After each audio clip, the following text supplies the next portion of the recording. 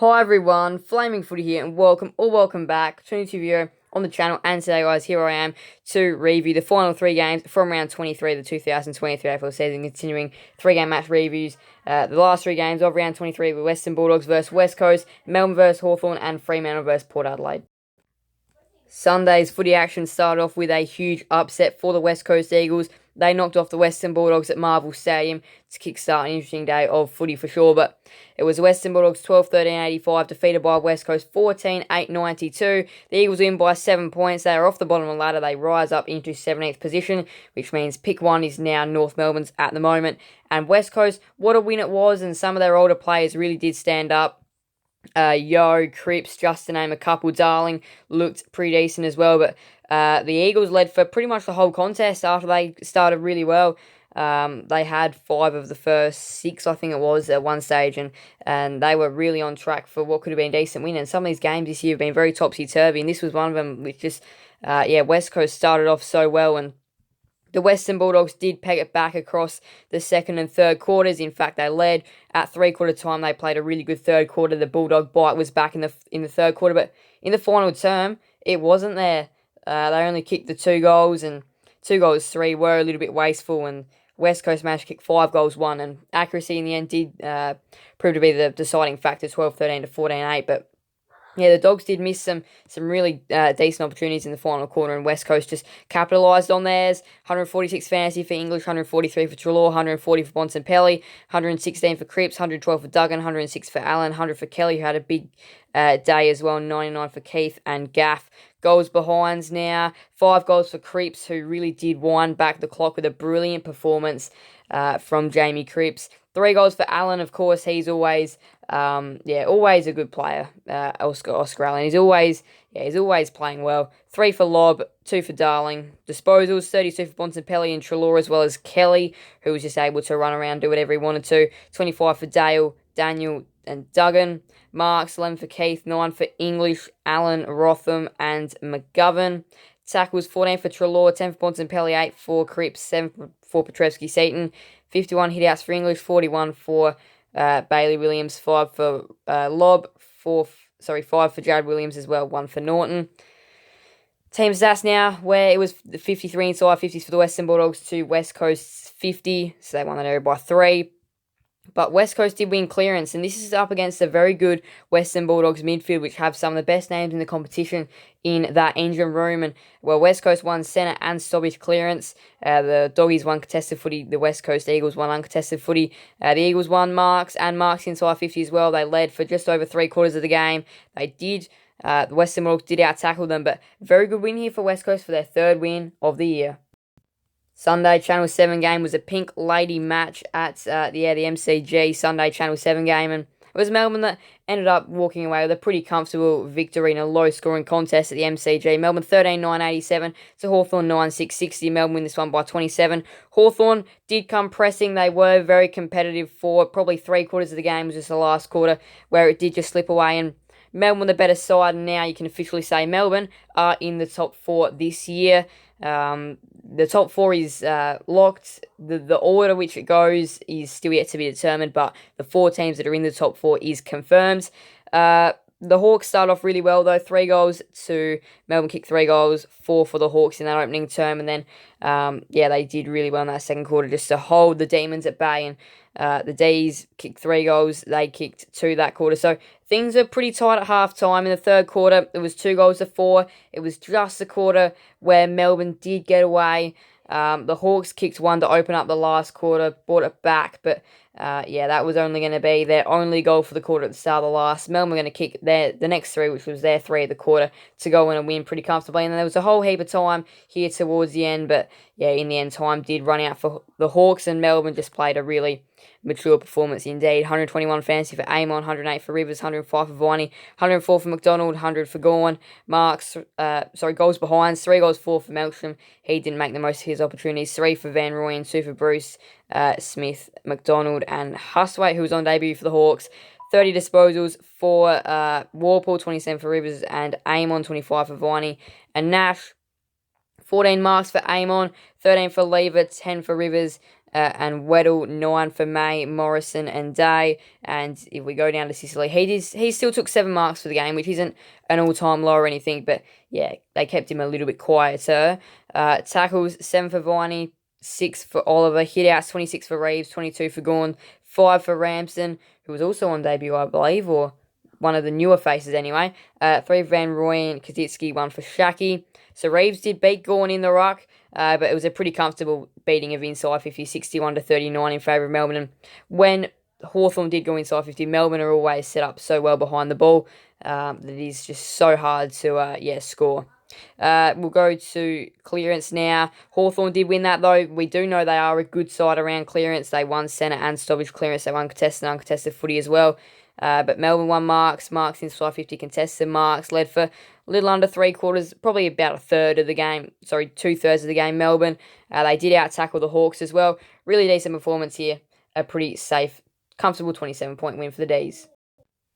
The game, which wrapped up not too long ago, Fremantle and Port Adelaide at Optus Stadium, was an interesting game to finish off the round. It was Fremantle's retro round. They had their retro Guernsey on, and Port Adelaide in the end won by 16 points in the West. Fremantle 8-10, 58 to Port Adelaide 11-8, 74.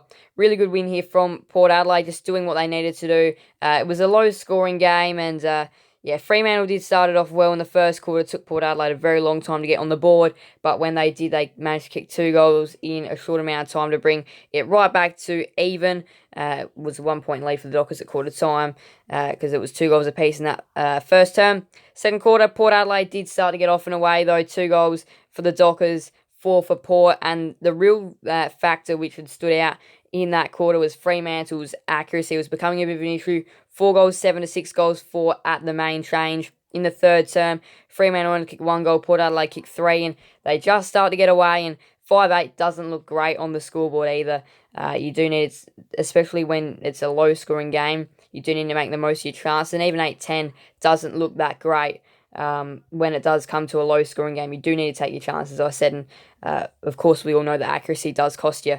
But yeah, in the final quarter, it was 3 goals to 2, so Fremantle did win the quarter, but in the end, tried to come back, but did leave it a little bit too late. But we'll go to player stats now. AFL Fantasy, 122 for Ryan, 121 for Brayshaw, 115 for Butters, 107 for Henry, 106 for Wines, 100 for Schultz, 2 goals for Finlayson, Frederick, Burn-Jones, Emmett, Swikowski, and Power Pepper. Disposals, 33 for Brayshaw, 32 for Butters, 31 for Henry. Marks, 10 for Williams and Wines. Tackles, 7 for Wagner and Young, 6 for Ryan and Swikowski, 34 hits for Jackson, 33 for Hayes, 7 for Tracy, 1 for Lord, and Finlayson. Team stats now where, wow, the inside 50 numbers were down 46-40 in favour of Freo. So Port Adelaide not going inside 50 a whole heap of times, but still managing to put a decent score on the board. Their efficiency inside 50 was pretty good. They also won clearances as well, did Port Adelaide. They won contested footy. The Dockers did win uncontested footy though. Port Adelaide won marks inside 50 pretty comfortably, 5-12. Led for over 3/4 of the game. Fremantle did out-tackle them, but in the end, really good performance here. Wasn't a huge win or anything, but just a decent enough win, and of course, they are going for a top 2 spot. We'll be going to the ladder and round 24 fixtures in just a moment, but of course we're going to recap the round. Brisbane defeated Collingwood by 24 points. Richmond defeated North by 29 points. Carlton defeated Gold Coast by 4 points. GWS smashed Essendon by 126 points, and Kilda defeated Geelong by 33 points. Sydney defeated Adelaide by 1 point. West Coast Eagles defeated the Western Bulldogs by 7 points. Melbourne defeated Hawthorn by 27 points. And Port Adelaide defeated Fremantle by 16 points to finish the round in the West. To the ladder now. And things are getting very, very, very interesting as we head into the final round, which I'm about to show the final round fixtures in just a moment. But Collingwood absolutely have to beat Essendon on the Friday night. That's non-negotiable, because otherwise then Brisbane and Port Adelaide, who do face easier games in round 24, will come. Port Adelaide won't be able to finish first, but Brisbane might be able to if Collingwood do lose and Brisbane do win. Things could be getting very interesting there, but the top 4 is set. It's just the order, which it could be. It could end up going Collingwood, Melbourne, Port Adelaide, Brisbane, or Collingwood, Melbourne, Brisbane, Port, there's still many of possibilities that this top 4 could turn out. Of course, there's still a home final in second up for grabs for either Brisbane, Port Adelaide, or Melbourne to take on. Carlton are in 5th, and that's the way it's probably going to stay. Unless if they lose the Giants, the Saints can jump skip them if they beat the Lions at the Gabba. Sydney have a big game against Melbourne, which will also affect, there's still home elimination finals on the line here, which for clubs like Sydney and GWS are going to be so important. So, that Carlton Giants game is going to be big on the last game of the year, and then that Sydney Melbourne game is still going to be a big shape for the top 4 and top 8. St Kilda Brisbane as well is going to be another one of those big shaping games. The Dogs have the Cats on the Saturday night, which is going to be huge for their year. They are the only realistic chance to be alive, because if the Giants do lose and they do win, they will get up into the top 8. Essendon, they are mathematically in the hunt, but realistically out of the hunt. Geelong, Richmond, Adelaide, Fremantle, Gold Coast, Hawthorn, West Coast, who have rised up into 17. As I said, they're in 17th position now. Handed the wooden spoon, pick number 1, and Harley Reid to North Melbourne. I'm pretty sure North will keep that number 1 pick and end up getting Harley Reid going their way. And then another really good compensation pick for Ben Mackay as well. So North are going to be having a very good draft hand this year, to say the least. Essendon and Collingwood is the first game on the Friday night in round 24. As I did say, that's just big for Collingwood and Essendon. But again, though, it is very unlikely. It's pretty much impossible that Essendon get into finals. It's going to be a big crowd, though. Still just a big game anyway. North play Gold Coast at Blundstone Arena, and Hawthorn play Fremantle at the MCG. So there's not really a lot. There's not a lot in these fixtures at all. But it's just going to be more. Is there a good game, or are there any upsets left? Brisbane and St Kilda, that's going to be a big shape at the Gabba. Geelong the Western Bulldogs, the Dogs absolutely have to win to get into finals. West Coast Adelaide plays a role in nothing now. That's just the late Saturday night game. Port Adelaide and Richmond will start the shaping on the Sunday, which is huge for Port Adelaide's top 2 hopes. Sydney and Melbourne is going to be another big shaper, and Carlton and the Giants is going to be another huge ladder shaper in round 24. So we've got brilliant games coming up in round 24 and some big shaping contests. But anyway, though, the 3 games which we saw in this 3-game match reviews are again shaping contests, huge games, and of course, the big upset, West Coast beating the Dogs. Thank you guys so much for watching. Please do make sure to leave a like and subscribe and hit that notification bell. See you guys next video on the channel. Thank you guys so much. Bye everyone. Flame Footy out.